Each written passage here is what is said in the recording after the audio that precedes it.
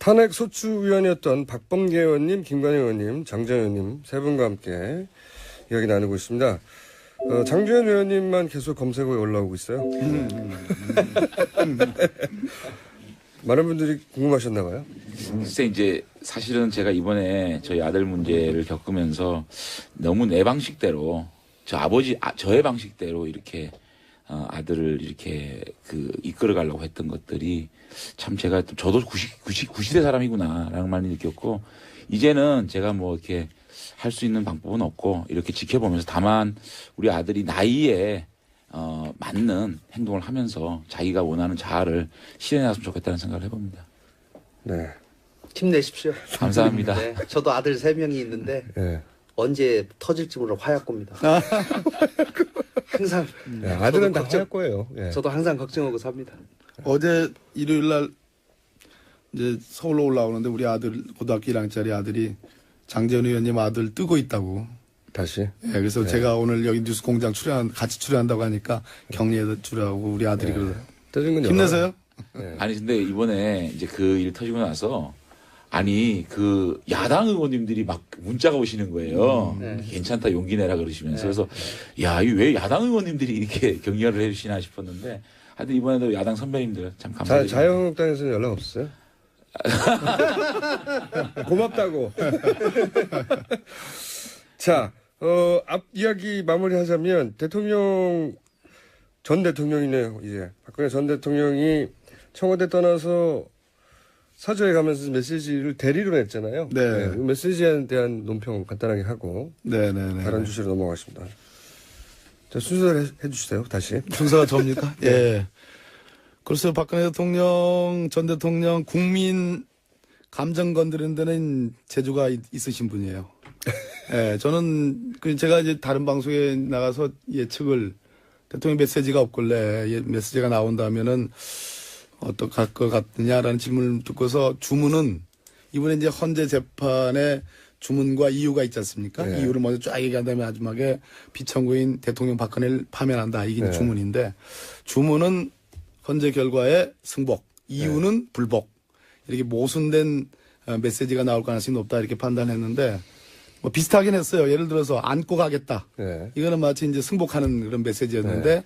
바로 뒤 문장이 나온 네. 문장이 진실이 반드시 밝혀질 것이다. 결국은 진실 밝혀져 봤자 뭐 박근혜 대통령 더 나쁜 일 한 거 더 많이 밝혀져 가지고 오히려 죄만 더 많아지는 거지 뭐 그렇게 말씀하시면 국민들 화 돋구는 일이니까 글쎄 저걸 무슨 계산으로 한 것일까 정무적으로 한번 판단해 봤는데 대통령 선거는 아닌 것 같고요. 워낙 지금 대통령 대면 조사와 청와대 압수수색 또 뭐 출국 금지 이런 것들이 다 남겨져 있고 지금 최순실과 다 공범 관계인데 최순실 기소된 것만 가지고 유죄가 한 3분의 2만 나와도 제가 보기에는 형량이 엄청나거든요. 얼마나 나올? 판사하셨으니까. 지금 아무튼 최소 10년 이상은 나오는 지금 사례인데 최순실 씨가 10년 이상. 10년 이상. 아니면 많게를 보는 분들은 무기징역까지도 보는 수가 있다는 건데요. 박근혜 대통령의 경우에 만약에 그 혐의들이 다 공범 관계로 돼 있습니다. 그럼 마찬가지로 그 정도. 아무튼 중한 매우 중한 범죄니까. 최순실보다는 더 중하다고 봐요. 네, 그래서 그 걱정까지도 앞서서 저러시는 건가. 지난한 법정 투쟁을 한번 해보겠다. 이런 평가를 드립니다. 저는 참 아쉬웠습니다. 국민들에게 마지막 용서를 구할 수 있는 찬스를 저렇게 날려버리는가. 그런데 이제 그동안 헌법재판소에서 제출된 여러 대통령의 대리인단이 보여준 행동, 또 마지막 대통령이 본인의 의사다 해가지고 이동욱 재판관이 대신 읽은 내용이 있거든요. 그 내용을 보면은 본인이 사익 추구하지 않았다. 끝까지 혐의를 부인했습니다. 아무런 죄가 없죠. 네, 아무런 죄가 없다고 했거든요. 네. 그것을 일관되게 할 수밖에 본인은 없겠다라고 아마 대리인단이나 측근에 있는 사람들이 조언한 것 같아요. 왜냐하면 검찰 수사를 앞두고 있기 때문에 이것을 인정하는 순간 검찰 수사에 그대로 나는 죄가 다 있습니다라고 인정하는 꼴이 되기 때문에 진실은 밝혀지겠다. 진실을 밝히는 것에 대해서 본인이 여전히 사실과 다른 부분을 밝히기 위해서 노력하겠다라고 하는 의지를 그렇게 표현한 것이라고 생각이 드는데 저는 마지막까지도 대통령이 그 대리인단하고 회의를 하지 않았겠습니까? 수차례? 회의를 안 한 걸로 저는 알고 있어요. 만나기 힘들었던 걸로. 아니 근데 뭐 저기 그 손범규 의원은 자주 만난 대리인도 있고 자주 안 만난 대리인도 있고 뭐 전화로 한 대리인도 있고 뭐 등등 얘기하더라고요. 근데 어쨌든지 그럼 뭐 전체는 아니더라도 대리인단 대표나 누구는 아마 분명히 뭐 만나서 회의하고 진행 상황 보고하고 대통령의 그랬을 텐데. 대리인을 또 대리인단이 만난 게 아닌가 싶어요, 저는. 그래요? 유영아 변호사가 제가 예. 일주일 전에 방송에서 인터뷰를 서로 나란히 했는데 그 삼성동 주택을 지금 최순실의 모친이 사줬다는 거 아니겠습니까? 예, 예. 그게 이제 특검 수사 결과로 밝혀졌는데 그거를 질문자가 물으니까 그거 아니라고 예. 대통령이 다 산 거라고 예. 그렇게 얘기하니까 질문자가 그럼 그거 대통령 만나서 들은 얘기냐 그랬더니 못 만났는데요. 뭐 그런 식으로 얘기를 했어요. 그러니까 제가 보기엔 유영아 변호사조차도 못 만났으면 지금 대통령 대리인들 예를 들어서 뭐 서석구 또 김평호 변호사님 뭐 이동호 변호사 이런 분들 만나기 쉽지 않았을 거예요. 그 윤상현 의원이라고 전 의원 예. 그 왜 누나라고 부른다고 네, 하는 예, 예. 굉장히 가깝다고 하는 친박 의원이었습니까? 제가 알기로는 독대를 한 번 한 걸로 알고 있어요. 아, 그래요? 아, 그래서 제가 드리는 말씀은 대리인단하고 대리인단이 대통령에게 한 번도 제대로 된 진상을 예. 그러니까 돌아가는 상황을 정확하게 객관적으로 보고할 기회가 없었던 것 같아요.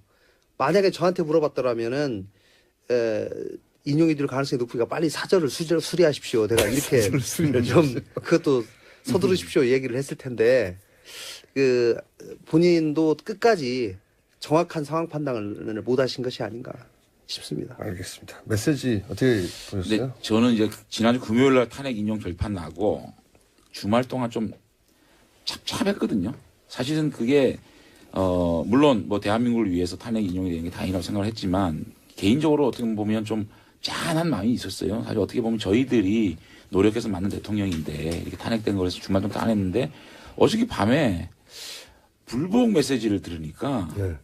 야 그건 맞아. 너무 놀라워요. 그러니까 이럴 수도 있구나. 이런 생각이 들 사실은 그 주말 동안 모든 칼럼이나 모든 사설이나 대통령께서 승복 메시지를 내야 되고 국민 통합, 치유 네. 이런 나이가 나왔는데 진보부 상관없이 아니, 다들 그 진보 보수가 문제가 아니라 네.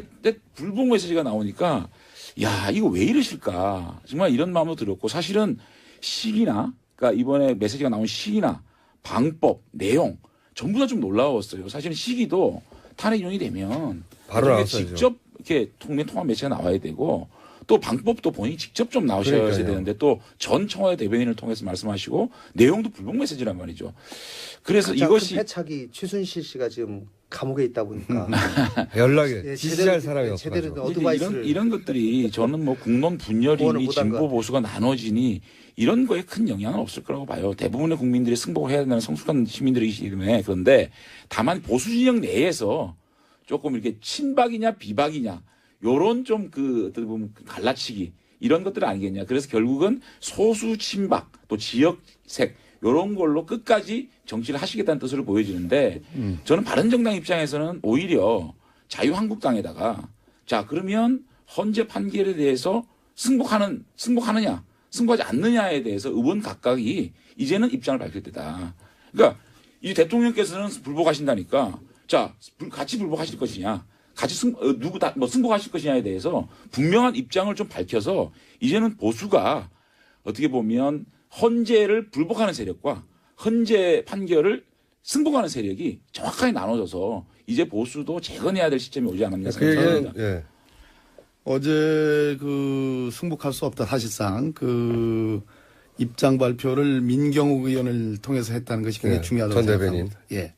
사실은 그 진실을 밝힌다. 이 얘기는 법정 투쟁을 앞으로 수사와 예. 기소되면 그거를 예고한 건데 그거는 사실 법률 전문가 탄핵 그 방어 대리인들을 시켜야 될 일이거든요. 사실은. 왜냐하면 탄핵 심판에 대한 입장이기 때문에.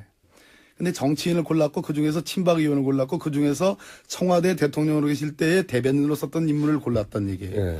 이 얘기는 왜냐하면 어제 그 메시지는 정치적 메시지고 뭐 법정 투쟁을 하겠다라고 돼 있지만 정치적 메시지고 친박 핵심 나를 따르는 의원들을 과거에 대통령직에 있었던 의원들 중심으로 해서 뭔가 재건을 하겠다. 저는 그렇게 받아들였습니다.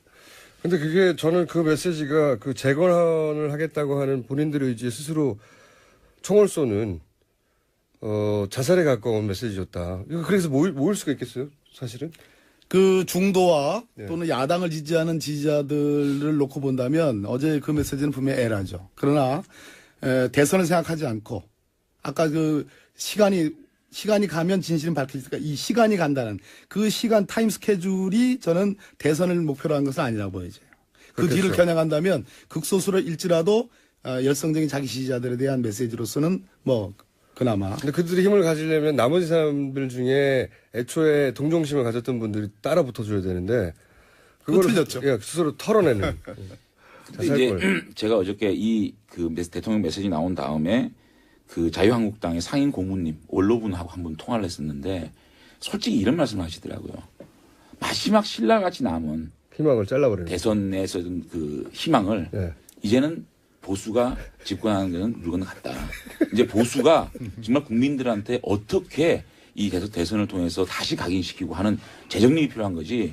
야, 정말 힘들어졌다는 말씀을 하시는데 굉장히 저도 동의를 하고 어저께 그 대통령께서 결국은 대한민국을 위해서도 아니고 또 보수 진영을 위해서도 아니고 그야말로 소수 친박의 팬클럽. 어떻게 보면 남아있는 네. 이것을 가지시겠다라는 모습에 안타까웠는데 그러면서도 바른정당 입장에서는 굉장히 자유한국당에서 탈당 많이 해야겠구나 이런 생각하시지 않았어요? 근데 지금 이제 사실은 지금 이제 보면 네. 앞으로 검찰 수사에 나가시는 문제 또 그것이 구속 수사가 될지 불구속 수사가 될지 모르겠지만 그런 많은 과정이 있습니다. 이 과정 속에서 여론이 어떻게 변할지는 모르거든요, 사실은. 네. 그렇기 때문에 그런 것들 지켜보면서 소수 어떤 그 세력들을 결집을 시키겠다는 것이기 때문에 박상호 바른정당은 지금까지의 어떤 그 행보하고 틀려질 게 없을 것 같아요. 자유한국당은 아까도 말씀드렸지만 이삭죽기. 아니요. 이삭축기도 아니고 보십시오. 헌재의 그 결과를 수용하겠느냐 못하겠느냐라고 자유한국당은 이제 정말로 이제는 입장을 밝혀야 된다. 수용하는 세력은 저희와 같이 할 수 있는 것이고 이걸 불복하겠다는 세력은 자유한국당 남아서 그러니까요. 이제 그렇게 보면 보수 진영의 어떤 그런 그 세력들을 저쪽으로 완전히 우측으로 밀어낼 수 있는 환경이 조성됐기 때문에 극우로 밀어낼 수 있기 때문에 저희로 봐서는 지금까지의 스탠스와 일관되게 가는 것이 중요하다고 그러니까 생각합니다. 수학의 계절이 돌아온 겁니까? 바른정당 입장에서는 막 이삭죽기 하면서 그렇죠? 그러니까 이 또 좋으시죠? 그 세력들을 완전 우측으로 몰아내면 또 예. 중도를 바라볼 수 있는 기회도 생기거든요. 예. 그래서 좀 넓고 큰 정당. 몇 명이나 들어올 거라고 보십니까? 바른정당에? 글쎄 저희들이 이제 또 고민을 하고 있죠. 하고 있는데 표정 관리하시면서. 하여튼 뭐 많은 분들이 또 함께하지 않을까. 많은 분들이 함께하지 않을까. 저는 좀 생각이 좀 달라요. 그러세요? 저는 그러니까 그 평화의 시기가 오고 예. 통합의 시기가 오면 지금 사당 체제의 스펙트럼이 그대로 드러날 가능성이 높은데 그리고 오히려 중도의 힘이 많이 받을 가능성이 높은데 박근혜 대통령이 양극단으로 갈라치기를 정확히 했고 그런 측면에서 더군다나 앞으로 수사와 뭐 압수수색 이런 것들 출국 금지 기소 이런 문제가 다 남겨져 있는 사안에서 이것이 오래 끌 수 있는 사안이 아니거든요. 앞으로 한 달 내에 아마 검찰이 전광석과 같은 수사를 하지 않을 수가 없는 그렇겠죠. 그렇기 때문에 일종의 갈등이 다시 첨예화되고 네. 극단적인 이슈들이 다시 첨예화되는 그날 과정에서 선생님 수사에 순순히 응할 것 같지 않아요? 지금 같은. 굉장히 갈등이 첨예화될 네. 겁니다. 그렇다면 오히려 바른정당의 위기가 더 심화될 수 있는 가능성이 아니, 높죠. 그 바람 아닌가요? 아니, 동의를 하는데요. 한번 네. 보자고요. 지금 이번에 김평호 변호사가 투입되고 탄핵 인용이냐 아니냐는 과정에서 탄핵 인용에 찬성하시는 분이 72%까지 어떤 보면 72% 떨어졌는데 이번에 탄용 결정 나고 난 다음에 보면 87%까지 올라갔거든요. 그러니까 저는 우리 국민들이 굉장히 어떤 그 승복 문화와 이제 이 시민의식이라는 게 굉장히 민주의식이 굉장히 수준이 높아졌기 때문에 그래서 바른정당이 많이 올 거라고 생각하시는 그런 것들이 제가 볼 때는 그러한 동정은 동정이래 어떻게 보면 굉장히 이성적으로 국가가 바로 나가야 된다고 생각하고 또 지금 더불어민주당이 45% 어떤 것들 보면 47%까지 올라가는 49%도 나왔어요. 그죠? 그러다 보면 제가 아니 볼 때 자유한국도 확 떨었어요. 그러니까 그렇게 보면 그것만 보고 싶은데. 너무 한쪽으로 치우치는 거를 또 우리 국민들이 견제하는 심리가 있거든요. 그러면 그러한 보수적인 합리적인 보수분들이 자유한국당이냐 바른정당 놓고 봤을 때 그래도 건전한 보수정당 바른정당을 생각을 하면은 오히려 이것이 그냥 위기일 수도 있지만 기회로 작동될 수 있다 저는 생각을 합니다. 자 그러면 이제 우리 김관영 의원께서 한번 재판을 해주십시오. 네. 제가 재판해야 한 단어 되는 건가요? 국민의당에서는 또 바른정당이 커줘야 되죠. 그죠? 네, 아니 뭐 어쨌든지 국민들은 저는 대단히 항상 합리적인 가장 좋은 결정들을 해오셨다고 저는 생각합니다. 예를 들면 어제 박근혜 대통령의 그런 성명으로 인해서 많은 국민들이 사실 실망을 할 겁니다. 그리고 두 의원님 말씀하신 것처럼 한쪽 극단으로 가는 세력이 거의 이제 명확해지는 그런 자유한국당은 쪼그라들고 예예. 바른정당이 커질 거라고 보시는 거죠? 뭐 그렇게 될 가능성이 그래야 아무래도 또 높죠. 국민의당과 연대 가능성도 좀 좋아지고 민주당 견제도 가능해지고. 근데 진짜로 이번에 등등 그러나 어쨌든지 제가 드리고 싶은 말씀은 여기서 어쨌든 편이 또 갈리네요. 한 정당이 45% 49% 저도 뭐 과거에 민주당이 있었습니다마는 이 모든 절대 권력은 부패한다는 진실. 절대 권력은 부패한다.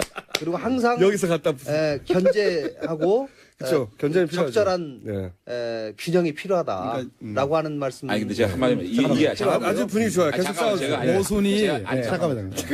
이게 모순이 해소가 되면 소위 스펙트럼대로 이렇게 배열이 됩니다. 근데 어제의 그런 내가 도저히 승복할 수 없다. 진실을 밝히겠다는 것은 탄핵법정에서 헌법재판관들이 밝힌 최소한의 탄핵 사유도 지금 부정하는 거거든요. 이 얘기는 앞으로 수사 뭐 여러 가지 이 절차들을 다 부정하겠다. 박근혜 전 대통령이 그렇게 계속 갈등을 되면 일으켜. 모순이 아직 해소가 되지 않았기 때문에 고마우신 거군요. 탄핵 정국과 전 별반 다를 바가 없다. 아니 근데 지금 이제 박근혜 대통령이 어떻게 보면 이 전 대통령입니다. 전 대통령께서 불복 프레임을 가져가는 거는 정치를 하시는 거거든요. 네. 근데 이번에 탄핵 상황을 한번 돌이켜서 한번 쭉 한번 보자고요. 최순실 국정농단 사태가 터진 다음에 이 의원님 짧게 돌아봐 광장에서 주세요. 시간이 우리 없어요. 국민들이 분노하고 그 분노를 헌법적 테두리인 국회가 가져와서 국민의 힘으로 탄핵을 가결을 하고 헌법재판소에서 보냈습니다. 근데 헌법재판소에서 보낸 과정에서 또 대통령 대리인단 측에서 이렇게 여론재판을 몰고 가고 또 국민을 분열시켰잖아요. 그럼에도 불구하고 헌법재판관들이 8대 0이라는 탄핵 가결을 하지 않았습니까? 이것이 전부 다 우리 국민들의 힘이었거든요. 성숙된 국민의 힘이라고 보면 지금의 대통령께서 이런 프레임을 만드는데 우리 국민들은 갇히지 않을 것이다. 그리고 분명히 이 보수와 진보의 논리에서 한쪽으로 기울어진 부분은 또 우리 국민들이 바로 평평한 운영을 만들어 줄 것이라고 믿으면 제가 볼 때는 그 안에 모든 진리가 나오고 미래를 우리가 바라볼 수 있다고 생각이 들면 바른정당이 갈 길이 나온다 생각하는 거예요. 자. 뭐 연설 수준. 자, 그러면 짧게 얘기해서 몇 명 바른정당 짧게 입당하실 거라고 예측하십니까? 뭐 그 원내 2당은 되지 않을까는 예측을 30명 이상. 뭐 제가 지난번에 탄핵 몇 명 할 거냐고 할 때 거의 맞추지 않았습니까? 네, 그렇게 30명 이상? 뭐 하여튼 보자고요. 아니 숫자로 말씀해 주세요. 30명 글쎄 그 아직까지는 이상 이하. 오늘부터 좀 제가 카운트를 해보겠습니다. 네, 30명 이상을 부인하지 않았다? 네, 부인하지. 30명 이상. 몇 명 갈 거라고 보십니까? 어디요? 바른정당. 아니, 전 바른정당 위기라니까요. 아니 위기였으면 좋겠는 거 아니고요? 장담합니다. 예. 장담. 모순이 오히려 더 심화되고 있어요. 지금. 새누리당의 여러 의원들이 바른정당으로 간다 하더라도 쉽게 바른정당의 그 현재의 국민의정당보다 커질 수는 없다. 아니요. 뭐 의석은 많을 수 있겠죠. 그러나 쉽게 해소되기는 쉽지 않을 겁니다. 왜냐하면 의원수가 많아도 당분간은 지지율은 우리보다 낮아야 된다. 아니 뭐 높을 수도 있고 낮을 수도 있는데 제가 볼 때는 그런데 어쨌든지 뭐 저희는 합리적인 중도 보수하고도 뭐 충분히 정책에 대해서 얘기할 수 있다. 김종인 변수는 어떻게 보세요? 김종인 변수. 아니 잠깐만 요 얘기를 좀 더 해야 돼요. 이게요. 우리 후반에 붙어가지고 큰일 났어요. 이게요. 내일 한번 더 바른정당은 위기가 오지 않으면 기회가 될 수가 없어요. 맞습니다. 이게 굉장히 위기가 오고 판이 흔들렸기 때문에 바른정당 기회가 있다고 보고요. 한 가지 말씀을 드릴게요. 지금까지 탄핵 지지율 꼴찌에 가까웠으니까요. 맞습니다. 그럴 수밖에 없는 게 탄핵 인용이 돼야 된다는 80% 국민이 있었어요. 그런데 더불어민주당이 45%가 돼 있고 국민의당이 10%잖아요. 55%입니다.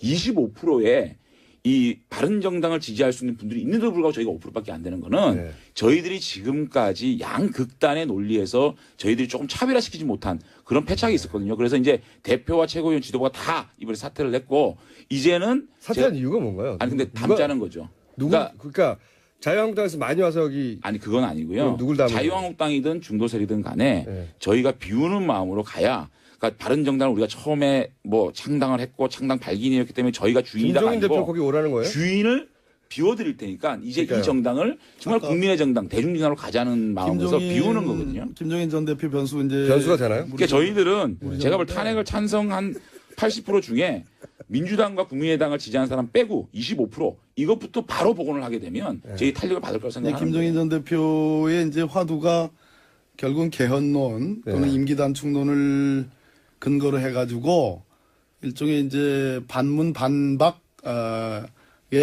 뭐 강력한 빅텐트를 만들겠다는 거 아니겠습니까? 네. 그런데 그렇게 되려면 소위 이번 탄핵 정국에서의 모순들, 적폐의 본질인 박근혜 최순실의 모순들이 다 해소가 돼야지 그러한 정치적인 구도로 가게 되거든요. 근데 그런 모순들이 해결이 되지 않은 겁니다. 그러니까 그래서 국민들 눈에 적폐가 여전하다. 아직도 반성하지 않는다.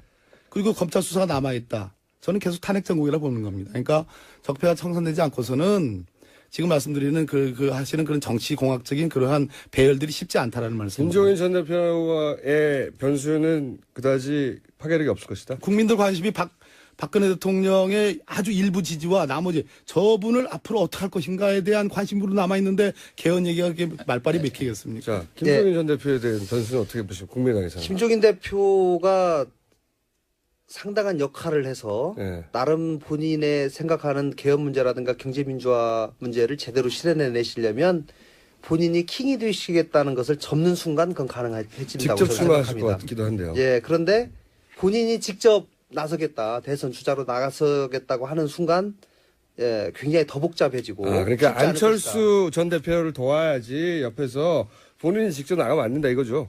뭐 저희 입장에서는 저희 당 후보를 돕는다면 더 바람직하다고 생각하지만 어쨌든지 전체를 본인이 생각하는 빅텐트를 조금이라도 생각하고 구체화시키려면 본인이 먼저 희생하는 모습을 보여야 된다. 저는 김종인 그렇게 대표가 이제 민주당 진영 외에 다른 진영에서 어느 정도 영향이 있을지는 미지수입니다. 아직까지. 네. 다만 더불어민주당에서는 정말로 심각하게 생각해봐야 됩니다.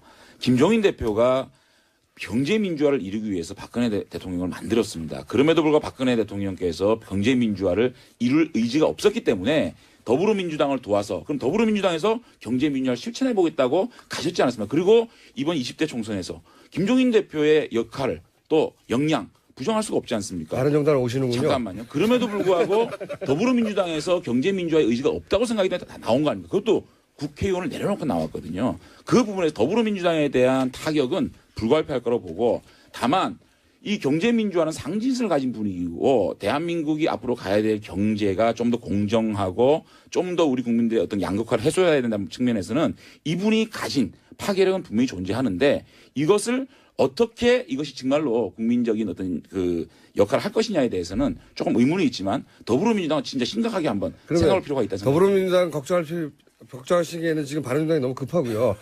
그러니까 제가 궁금한 건 혹시 자유한국당에서 나온 분들하고 바른당하고 김종인 전 대표를 중심으로 해서 어떤 재편이나 김종인 전 대표를 후보로 낸다든가 이런 아니요, 그러니까 그런 그거는 구상이 있나요? 이렇게 봐야 될 거예요. 저희들이 공학적으로 자유한국당 의원들 일부와 또 김종인 대표로 상징되는 이 세력과 이게 무슨 뭐 꼭 대통령 선거에서 이기기 위한 텐트 이런 걸 보다는 경제 민주화라는 가치 또 이번에 국정농단이 벌어지는 데 있어서 그야말로 권력이 집중된 부분 물론 그것이 이번 국정농단 사태의 본질은 아니라고 생각합니다. 다만 어떤 제소득 차원에서 이걸 보완해야 될 부분이 있다면 권력구조 개편에 대한 개헌론 이런 것들에 대해서 가치 연대로 묶어낼 수 있다면 대통령 선거의 승리와 실패를 떠나서 굉장히 가치 있는 하나의 새로운 이념을 초월한 새로운 어떤 그런 지대 연대가 만들어지면 이것이 시간이 다 협치고 됐어요. 연정이라고 저는 생각이 들기 때문에 이것도 아주 가치 있는 일이라고 저는 그러면 생각합니다. 단답형을 여쭤볼게요. 김종인 전 대표 대선 출마합니까? 바른정당에도 보시고. 아직까지 모르겠습니다. 바른정당은 어떻게 판단하고 있어요? 제가 알지를 못합니다. 그 부분에 대해서. 바른정당하고 사이가 안 좋으세요 지금? 글쎄, 그는 제가 제 입장에서 네. 어떻게 가보가는 대선 출마 가능성이 있긴 있다고 보시죠? 있다고 봅니다. 그렇죠. 어떻게 보세요? 네, 출마 안 할 도리가 없을 것이죠. 안 할 노래가 없다. 저는 본인은 해서는 안 된다? 아니요, 본인은 굉장히 출마하고는 싶을 텐데 예. 여건상 결국은 저는 못할 거라고.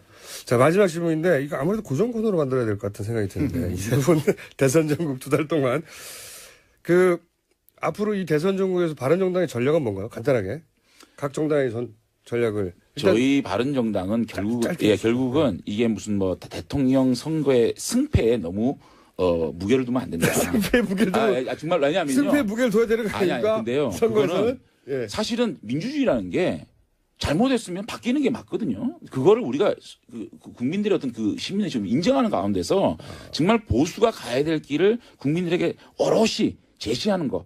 그거에 목적을 둔다 그러면 승리할 수도 있다. 그렇지만 공학적으로 뭐 반드시 조금이라도 이기기 위해서 무슨 뭐 이게 하면 그거는 국민들이 이제는 더 이상 나라고 떨어질 수밖에 없기 때문에 어쨌든 새로운 보수가 가야 될 방향 이런 것들을 제시한다면 계속 그걸 진정서로 국민에게 보여준다면 가능성이 있는 것이지 뭐 이거 이길 수 있다 이렇게 생각하고 뭐 공학적으로 무슨 일을 한다 그러면은 정말로 보수가 괴멸될 수도 있다는 생각을 가지고 해야 된다고 생각합니다. 바른정당 입장을 듣다 보니까 바른정당은 이번에는 대선은 안 되겠고 대신 자유당을 다 흡수해가지고 우리가 보수의 주인공. 아니 근데 이거는 시간이 없더라도 제가 말씀을 드려야 돼요. 아니 근데 진짜로요 그런 생각 없고요.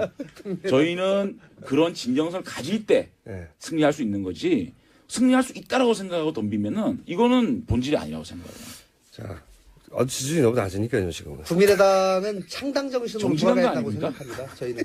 창당 정신. 네, 작년 4.13 총선에서 보여줬던 네. 국민들의 그 바램 지지의 이유, 그것이 결국 양극단의 정치를 지향하고 제대로 된 대안 있는 정치를 하고 협치를 하라는 국민들의 뜻이라고 생각하기 때문에 그 창당 정신으로 저희가 돌아가서 다시 국민들께 밑바닥에서부터 열심히 한다면 저에게도 충분히 기회가 올 수 있다라고 생각합니다.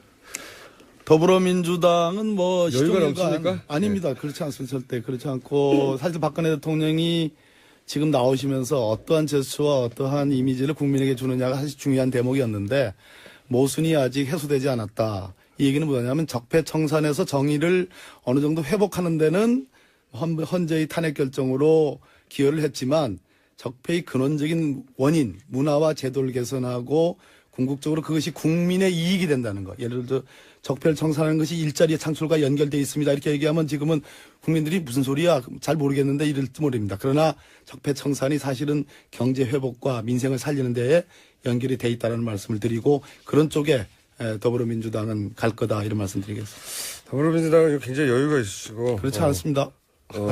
지지율 다 합쳐봐라. 우리 반도 안 되지 이런 김어준 총장님 김어순이라고 할 뻔했어요. 이런 표정이시고 저희가 이게 굉장히 재밌는데요 의외로 저희가 만약에 고정 코너 하시면 나오실 걸로 알고 그러면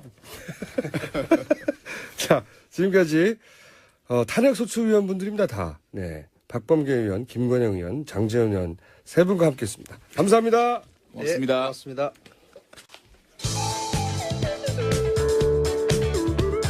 전국 방방곡곡 5대양 6대주 북극점과 아마존에서도 듣는 꿈을 꿉니다. 김어준의 뉴스 공장. 자, 르몽드 디플로마티크 한때 편집장, 현재 편집위원, 사단법인 인문결연구소 소장 이렇게 소개말이 긴 분들이 대부분 바쁘지 않아요. 임상원 의원 나오셨습니다. 안녕하십니까? 네, 안녕하세요. 네, 안 바쁘시죠? 지금 밤새서 눈 부은 거 안 보이세요? 안 보입니다. 자, 저희가 외신을 통해서 국내 현안들을 짚어보는데, 이 탄핵 인용된 거는 이게 전 세계적인 뉴스가 맞거든요. 네, 그렇죠. 대통령이 탄핵되는 거는 전 세계적으로 드문 일이기 때문에, 전 세계 탑 뉴스였어요, 실제. 그렇죠. 몇 개만 뽑아드려도 네. 굉장히 이제 많습니다만은 주로 이제 미국 뉴스가 많이 들어와 있습니다. CNN 같은 경우에 이제 실시간 방송도 했고 홈페이지 기사 제목 자체가 이제 박아웃 이제 많이들 보셨을 겁니다. 우리나라 언론에도 소개가 돼 있었는데 이제 아주 정말 간단하면서도 정말 명료한 그런 제목 아니었습니까? 한국 역사상 처음으로 탄핵당했다. 한국 대통령이. 한국은 61년 내에 대통령 선거를 치르게 됐다. 이런 내용. 그다음에 뉴욕타임스 신문 같은 경우도 한국의 첫 여성 대통령, 냉전 시대 군부 독재자의 딸인 박근혜 전 대통령이 보수 기득권의 아이콘이었다. 이런 표현이 나왔고요. AP통신 같은 경우에 또 역시 마찬가지입니다. 한국의 첫 여성 대통령이 아주 기가 막힌 몰락이었다. 2012년 대선에서 아버지에 대한 보수의 향수 속에 승리한 독재자의 딸이 스캔들 속에 물러나게 됐다. 이런 내용이 있었습니다. 그 외에 다른 나라 같은 경우는 영국의 로이터 통신도 있었습니다. 한국의 헌법재판소가 만장일치로 박근혜 대통령의 탄핵을 결정했다. 그 이후로는 대기업들과 관련된 뇌물 스캔들이 그 박 대통령에 연루된 점을 지적을 했다. 기타 뭐 그런 내용도 있습니다. 재미있는 거는 이제 그 종이 신문도 그렇습니다만은 인터넷상에 이제 이런 기사들이 실리면서 영국의 가디언지 같은 경우에 그 인터넷 이제 기사가 나오면 댓글들이 있지 않습니까? 그 댓글 중에 하나 재미있는 게 다음은 미국 차례다. 아니 실제로 저도 이 기사들 보면서 이제 댓글들을 잘 봤는데 SNS 네. 반응이나 미국에서는 부럽다는 반응이 되게 많아요. 한국도 할 수 있는데 우리도 할 수 있다 이런 거 있잖아요. 네. 우리가 수십 년 동안 미국을 바라보며 미국을 이제 민주주의의 우리 교과서처럼 여겨왔는데 네. 거꾸로 그 외신 반응, BBC도 그런 반응이 있었는데 이 양반들이 보기에 영어로 다 읽으신 거예요? 네. 그 BBC도 그렇고 하여튼 이 반응들이 뭐냐면 어떻게 이렇게 민주주의의 역사가 짧은데 네, 네. 이제 통 털어서 의미를 전달하자면 살아있는 권력을 이렇게 평화적으로 절차에 맞춰서 헌법에 따라 탄핵시키고 실각시켰다는 게 이 사람들 보기 너무 신기한 거예요. 네, 맞습니다. 네, 그거 너무 자랑스러워도 해도 된다고 생각하고 배워야 된다. 네, 그렇죠. 이런 얘기 들어본 적 없거든요, 저희. 그렇죠. 그러니까 이게 해외에서. 굉장히 우리나라 뉴스가 해외에서 이렇게 외신에 나오는 경우가 대개의 경우는 이제 경제적으로 재벌도 정경유착. 정경유착 이게 네. 아주 제일 많이 나옵니다. 제가 이제 계속 제 하는 일이 그 외신을 모니터링 하는 거라서 보면은 제일 많이 나오는 뉴스가 정경유착이에요. 네. 아니면 뭐 문화 쪽에서 이제 뭐 예를 들어서 김치 소개라든가 네. 최근 들어서 이제 그러니까 뭐죠? K-pop 네. 그런 소개 이런 것들이 이제 주로 우리나라 혹은 뭐 휴대폰 소개. IT 그렇죠. 쪽에서의 삼성 휴대폰이 가지는 이상 때문에. 네, 뭐 애플하고의 어떤 분쟁이라든가 뭐 네. 이런 얘기가 주로 나오는데 정치에서 우리가 이렇게 외국에 칭찬을 받아본 역사가 칭찬을 받아본 적은 없죠. 없어요, 진짜로. 없죠. 그런 적이 없었는데 작년 12월 정도부터 그러니까는 그러니까 이 사건의 초반기, 그러니까는 국정농단 사건이 불거질 때만 해도 망신스러운 기사가 처음에는. 많았죠. 예. 우리 기억. 진짜 부끄러웠어요. 샤먼 막 나오고 네, 막 네. 그럴 때. 그림도 이렇게 곁들여 가면서 이렇게 로버트 태권브이 머리 열려서 이렇게 속에서 왜 철인가 훈인가 나오잖아요. 거기 그리고 대통령을 꼭두각시에 실제로 비유해가지고 네, 그런 그림들. 그런 그림도 굉장히 많았죠. 물론 외신을 계속 이제 모니터링을 하면서 그냥 그런가 보다 이런 기사들이 많이 있었는데 그런 그림들을 볼 때는 정말 저도 기분이 안 좋더라고요. 근데 12월 정도부터 말씀하신 것처럼 네. 촛불 집회부터. 예, 외신들이 다른 눈으로 보기 시작한 것이 그러니까는 정부는 참 무능한데 어떻게 이런 국민들이 있나 이런 반응들이 나오기 시작을 했어요. 그래서 아까 말씀하셨죠. 우리가 배워야 된다. 이런 기사가 실제로 나왔거든요. 독일 언론에서 처음 나오기 시작을 했고 독일 슈피겔인가 아마 그렇게 기억을 하는데 12월 중순쯤 그러니까 우리가 12월 3일이었나요? 200만이 넘어가는 네. 토요일 집회, 촛불 집회 그가 나온 이후로 민주주의 역사가 길다고 할 수 있는 유럽과 미국이 이제는 한국에 배워야 된다. 이런 기사가 나오기 시작을 했어요. 그리고 이번에도 이게 우리끼리 과장 원래 사실 예전에 보면요 우리 언론들이 그런 거 많이 했어요. 별것도 아닌 거 가지고 과장해가지고 뭐 세계가 주목한다. 막. 네네네. 그 대부분 오바였는데 지금은 진짜로 이건 그렇습니다. 오바가 아니고요. 네. 자기들끼리 진작에 그런 얘기를 해요. 네네. 맞습니다. 이번에도 헌법재판소의 탄핵 결정 이후에도 이제 그런 기사들이 많이 나왔어요. 아까 뭐 보셨으니까 정확하게 얘기를 다 하시던데 그런 민주주의 역사가 몇 년 되지도 않은 그런 나라에서 그 절차상으로도 문제가 전혀 없었지 않습니까? 네. 절차상으로도 그다음에 시민 의식으로도 여러 가지 면에서 이렇게 국정 혼란 그다음에 어떤 농단 사태 이런 것들을 현명하게 극복을 할 수 있을까 하는 그런 기사들 어떻게 보면 이제 놀랍다 뭐 부럽다 이런 전체 내용들이 절차에 흠잡을 데가 없는 겁니다. 그렇죠. 네, 그리고 이게 왜 그렇게 생각할 수밖에 없냐면 이렇게 이제 권력이 부패해서 생기는 문제들 다른 나라에도 많이 있었어요. 예를 들어서 남미에서 이런 문제가 있었다. 그러면 대통령궁을 떠나네 안 떠나네 뭐 헬기로 도망가네 뭐 유혈 사태 나고 그 아랍의 봄이라는 것도 마찬가지고요. 네. 기본적으로 이런 사태들은 반드시 유혈 사태 혹은 뭐 군의 투입, 뭐 구테타 처음에는 또는- 외신들도 네. 그렇게 봤겠죠. 그렇게 될 거라고들 생각하면 왜냐하면 그게 수십 년간 보아왔던 네. 패턴이거든요. 전 세계적인. 우리도 소위 그 친박이라는 그 골수 그 지지 팬들 그분들 그렇게 얘기를 하잖아요. 이거는 뭐 쿠데타 밖에 없다. 뭐 군대 일어나라 뭐 이런 얘기들 실제 우리나라 내부에서 나오고 있잖아요. 이렇게 될 거라고 외신들 처음에 봤겠죠. 왜냐하면 그게 어느 나라나 현재 살아있는 권력을 축출해내는 과정에서 반드시 일어나는 과정이고 네. 이거를 국민들이 길거리에 나와서 촛불을 들고 평화적으로 절차적으로 또는 뭐 국회 가결을 거쳐서 헌법재판에서 판결이 나서 사저로 돌아가는 이런 전례가 없어요. 아무리 찾아보세요. 있나? 다른 나라에. 이번에 이제 어떻게 보면은 제가 이제 광장 관련해서도 한번 이 방송에서 말씀을 드렸습니다만 광화문 광장이 굉장히 상징적인 어떤 민주주의의 상징적인 그런 장소가 될 수도 있을 것 같고 실제로 이제 그런 그 광장이라고 하는 주제로 해가지고 외신들 주목하는 그런 것들도 많이 있었습니다. 그리고 평화 시위 이런 얘기 우리 많이 했었습니다만은 정말 거의 기록적인 아무 사건 사고 하나 없이 그 부상자 없이 그 얘기도 계속 반복해서 왔습니까? 언론들에서 해요. 예. 이 촛불 집회 얘기하면서 한 명의 구속자도 없었다. 네. 부상자도 없었다. 이럴 수가 있는. 왜냐하면 이 서구 민주주의 교과서라고 우리가 믿고 있는 서구에서 이런 집회 일어나면요. 그런 보도가 잘 없어서 그런지 모르겠는데 굉장히 격렬하고 자동차 불타는 건 일도 아니에요. 그렇죠.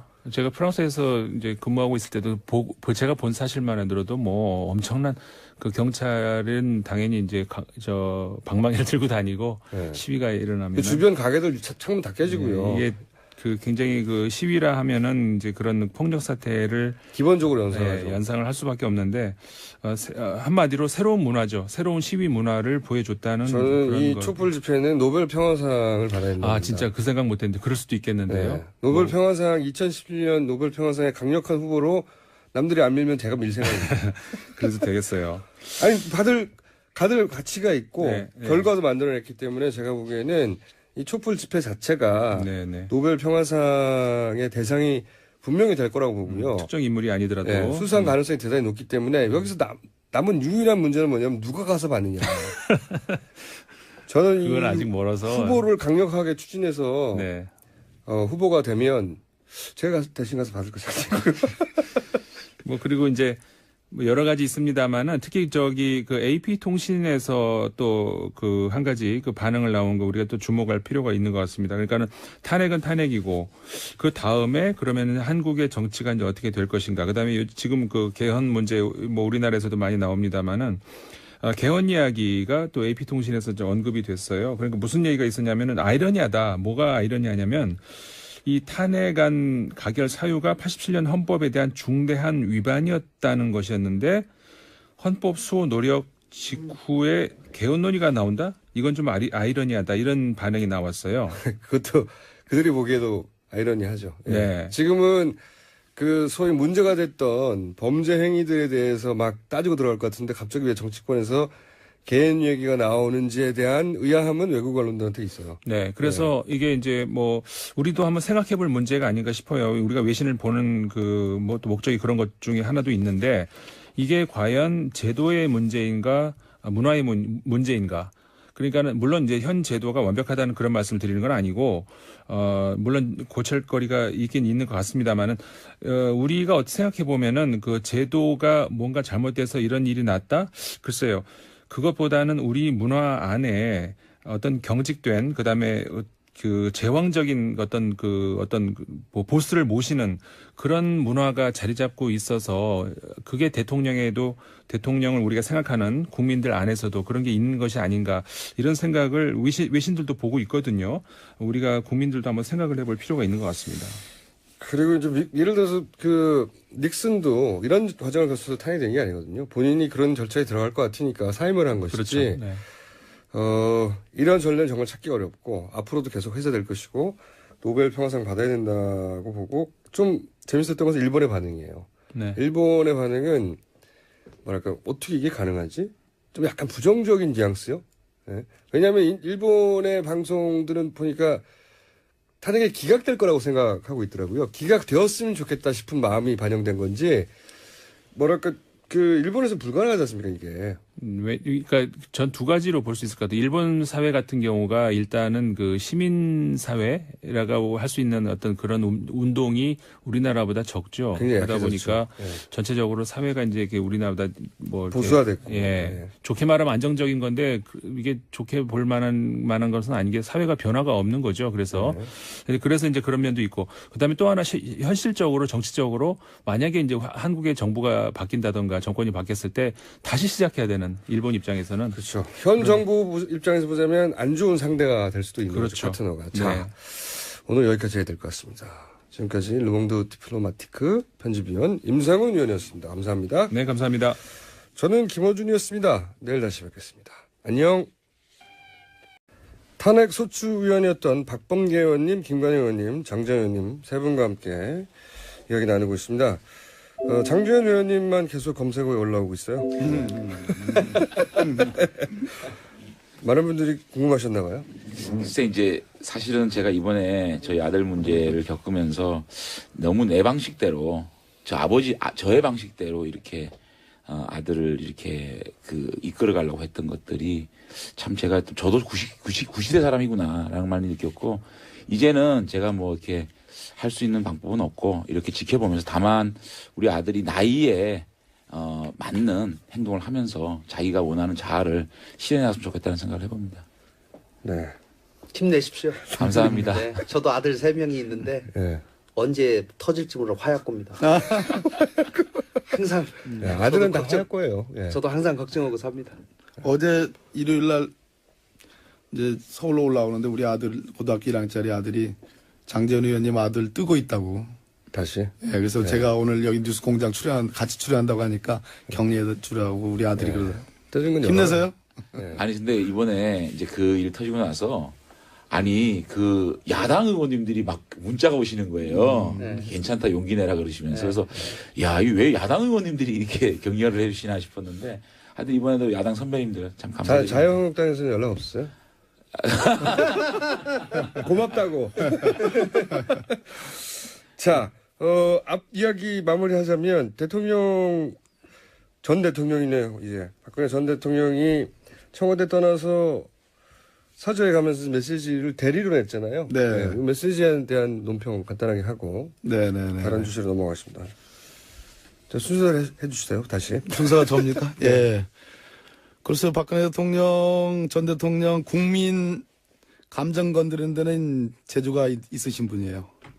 예, 저는 제가 이제 다른 방송에 나가서 예측을 대통령 메시지가 없길래 메시지가 나온다면은 어떡할 것 같느냐라는 질문을 듣고서 주문은 이번에 이제 헌재 재판의 주문과 이유가 있지 않습니까? 네. 이유를 먼저 쫙 얘기한 다음에 마지막에 비청구인 대통령 박근혜를 파면한다. 이게 네. 주문인데 주문은 헌재 결과의 승복, 이유는 불복.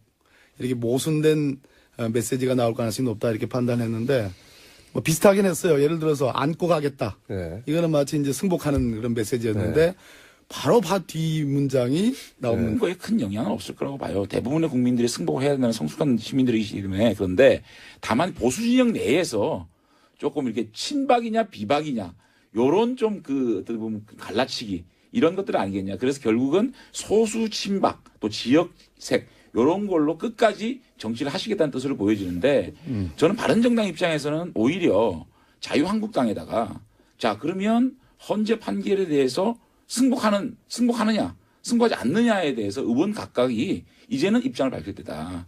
그러니까 이 대통령께서는 불복하신다니까 자 같이 불복하실 것이냐 같이 승복하실 것이냐에 대해서 분명한 입장을 좀 밝혀서 이제는 보수가 어떻게 보면 헌재를 불복하는 세력과 헌재 판결을 승복하는 세력이 정확하게 나눠져서 이제 보수도 재건해야 될 시점이 오지 않았나 생각합니다. 예. 어제 승복할 수 없다. 사실상 입장 발표를 민경욱 의원을 통해서 했다는 것이 굉장히 네, 중요하다고 전 대변인. 생각합니다. 예. 사실은 진실을 밝힌다. 이 얘기는 법정 투쟁을 앞으로 수사와 예. 기소되면 그거를 예고한 건데 그거는 사실 법률 전문가, 탄핵 소추 탄핵 그 방어 대리인들을 시켜야 될 일이거든요, 사실은. 왜냐하면 탄핵 심판에 대한 입장이기 때문에. 근데 정치인을 골랐고 그 중에서 친박 의원을 골랐고 그 중에서 청와대 대통령으로 계실 때의 대변인으로 썼던 인물을 골랐다는 얘기예요. 예.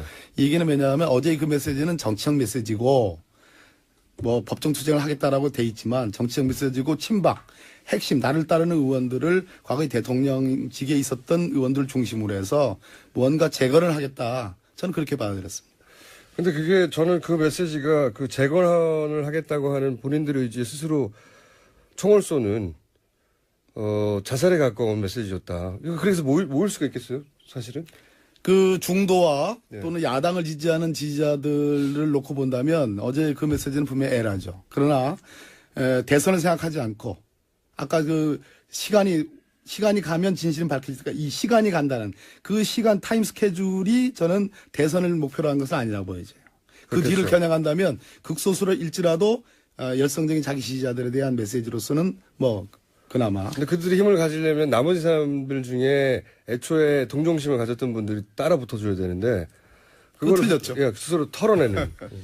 근데 이제 제가 어저께 대통령 메시지 나온 다음에 그 자유한국당의 상임 고문님 원로분하고 한번 통화를 했었는데 진실은 반드시 밝혀질 것이다. 결국은 진실 밝혀져 봤자 뭐 박근혜 대통령 더 나쁜 일 한 거 더 많이 밝혀져 가지고 오히려 죄만 더 많아지는 거지 뭐.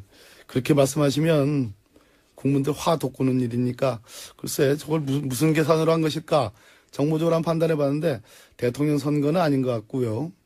워낙 지금 그 대통령 대면 조사와 청와대 압수수색 또 뭐 출국 금지 이런 것들이 다 남겨져 있고 지금 최순실과 다 공범 관계인데 최순실 기소된 것만 가지고 유죄가 한 3분의 2만 나와도 제가 보기에는 형량이 엄청나거든요. 얼마나 나올 판사하셨으니까. 지금 아무튼 뭐 최소 10년 이상은 나오는 이런 사례인데 최순실 씨가 10년 이상. 10년 이상. 뭐 아니면 많게를 보는 분들은 뭐 무기징역까지도 보는 수가 있다는 건데요. 박근혜 대통령의 경우에 만약에 그 혐의들이 다 공범 관계로 돼 있습니다. 그럼 마찬가지로 그 정도. 아무튼 뭐 중한 매우 중한 범죄니까. 최순실보다는 더 중하다고 봐야죠. 예, 그래서 그 걱정까지도 앞서서 저러시는 건가. 뭐 지난한 법정 투쟁을 한번 해보겠다. 이런 평가를 드립니다. 저는 참 아쉬웠습니다. 국민들에게 마지막 용서를 구할 수 있는 찬스를 저렇게 날려버리는가. 그런데 이제 그동안 헌법재판소에서 제출된 여러 대통령의 대리인단이 보여준 행동, 또 마지막 대통령이 본인의 의사다 해가지고 이동욱 재판관이 대신 읽은 내용이 있거든요. 그 내용을 보면은 본인이 사익 추구하지 않았다.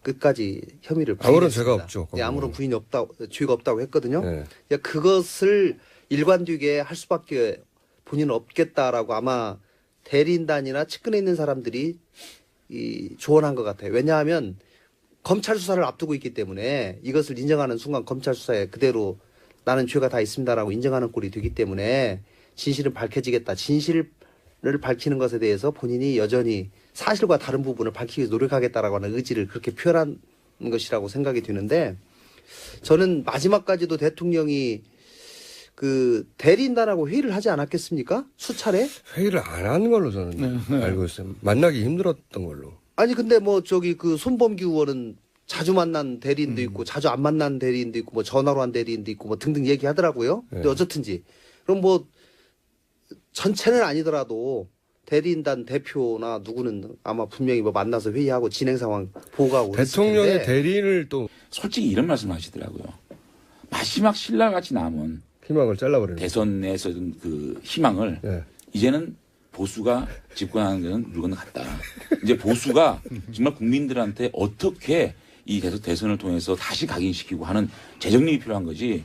야, 정말 힘들어졌다는 말씀을 하시는데 굉장히 저도 동의를 하고 어저께 그 대통령께서 결국은 대한민국을 위해서도 아니고 또 보수 진영을 위해서도 아니고 그야말로 소수 친박의 팬클럽. 어떻게 보면 남아있는 네. 이것을 가지시겠다라는 모습에 안타까웠는데 그러면서도 바른정당 입장에서는 굉장히 자유한국당에서 탈당 많이 하겠구나.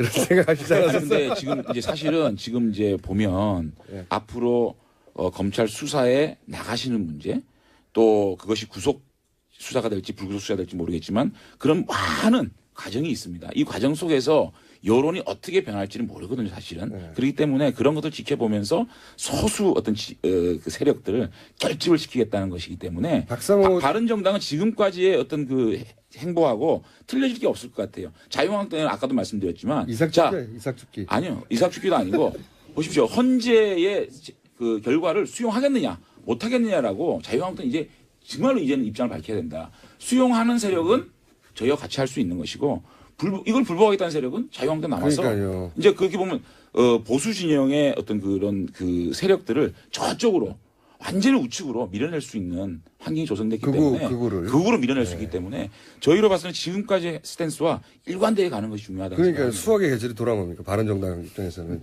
막 이삭죽기 하면서 그렇죠? 그러니까 또 좋으시죠? 그 세력들을 완전 우측으로 몰아내면 또 예. 중도를 바라볼 수 있는 기회도 생기거든요. 예. 좀 넓고 큰 정당. 몇 명이나 들어올 거라고 보십니까? 바른정당에? 글쎄 저희들이 이제 또 고민을 하고 있죠. 하고 있는데 표정 관리하시면서. 하여튼 뭐 많은 분들이 또 함께하지 않을까. 많은 분들이 함께하지 않을까. 저는 좀 생각이 좀 달라요. 아, 그러세요? 저는 그러니까 그 평화의 시기가 오고 예. 통합의 시기가 오면 지금 사당 체제의 스펙트럼이 그대로 드러날 가능성이 높은데 그리고 오히려 중도의 힘이 많이 받을 가능성이 높은데 박근혜 대통령이 양극단으로 갈라치기를 정확히 했고 그런 측면에서 더군다나 앞으로 수사와 뭐 압수수색 이런 것들 출국 금지 기소 이런 문제가 다 남겨져 있는 사안에서 이것이 오래 끌 수 있는 사안이 아니거든요. 앞으로 한 달 내에 아마 검찰이 뭐 대리인단이 만난 게 아닌가 싶어요, 저는. 그래요? 유영아 변호사가 제가 예. 일주일 전에 방송에서 인터뷰를 서로 나란히 했는데 그 삼성동 주택을 지금 최순실의 모친이 사줬다는 거 아니겠습니까? 예. 그게 이제 특검 수사 결과로 밝혀졌는데 그거를 질문자가 물으니까 그거 아니라고 예. 대통령이 다 산 거라고 예. 그렇게 얘기하니까 질문자가 그럼 그거 대통령 만나서 들은 얘기냐 그랬더니 못 만났는데요. 뭐 그런 식으로 얘기를 했어요. 그러니까 제가 보기엔 유영아 변호사조차도 못 만났으면 지금 대통령 대리인들 예를 들어서 뭐 서석구 또 김평호 변호사님 뭐 이동호 변호사 이런 분들 만나기 쉽지 않았을 거예요. 그 윤상현 의원이라고 전 의원. 예. 그 왜 누나라고 부른다고 네, 하는 예. 굉장히 가깝다고 하는 친박 의원이었습니까? 제가 알기로는 독재를 한 번 한 걸로 알고 있어요. 아, 그래요? 그래서 제가 드리는 말씀은 대리인단하고 대리인단이 대통령에게 한 번도 제대로 된 진상을 예. 그러니까 돌아가는 상황을 정확하게 객관적으로 보고할 기회가 없었던 것 같아요. 만약에 저한테 물어봤더라면은 인용이 될 가능성이 높으니까 빨리 사절을 수리하십시오. 내가 이렇게 좀 그것도 서두르십시오 얘기를 했을 텐데 그 본인도 끝까지 정확한 상황 판단을 못 하신 것이 아닌가 싶습니다. 알겠습니다. 메시지 어떻게 보셨어요? 근데 저는 이제 지난주 금요일 날 탄핵 인용 결판 나고 주말 동안 좀 찹찹했거든요. 사실은 그게 물론 뭐 대한민국을 위해서 탄핵 인용이 되는 게 다행이라고 생각을 했지만 개인적으로 어떻게 보면 좀 짠한 마음이 있었어요. 사실 어떻게 보면 저희들이 노력해서 만든 대통령인데 이렇게 탄핵된 거라서 주말 좀 짠했는데 어저께 밤에 불복 메시지를 들으니까 네. 야 그건 맞아. 너무 놀라워요. 그러니까 이럴 수도 있구나. 이런 생각이 들어요. 사실은 그 주말 동안 모든 칼럼이나 모든 사설이나 대통령께서 승복 메시지를 내야 되고 국민 통합, 치유 네. 이런 나이가 나왔는데 진보부 상관없이 아니, 다들. 그 진보 보수가 문제가 아니라 네. 이게 불복 메시지가 나오니까 야 이거 왜 이러실까 정말 이런 마음도 들었고 사실은 시기나 그러니까 이번에 메시지가 나온 시기나 방법, 내용 전부 다 좀 놀라웠어요. 사실은 시기도 탄핵 인용이 되면 바로 나왔어야죠. 직접 이렇게 통합 메시지가 나와야 되고 또 방법도 본인이 직접 좀 나오셔야 그러니까요. 되는데 또 전 청와대 대변인을 통해서 말씀하시고 내용도 불복 메시지란 말이죠. 그래서 이것이 패착이 최순실 씨가 지금 감옥에 있다 보니까 연락에 예, 지시할 사람이 제대로 없어서. 어드바이스를 이런 것들이 저는 뭐 국론 조언을 분열이니 못한 것 진보 보수가 나눠지니 이런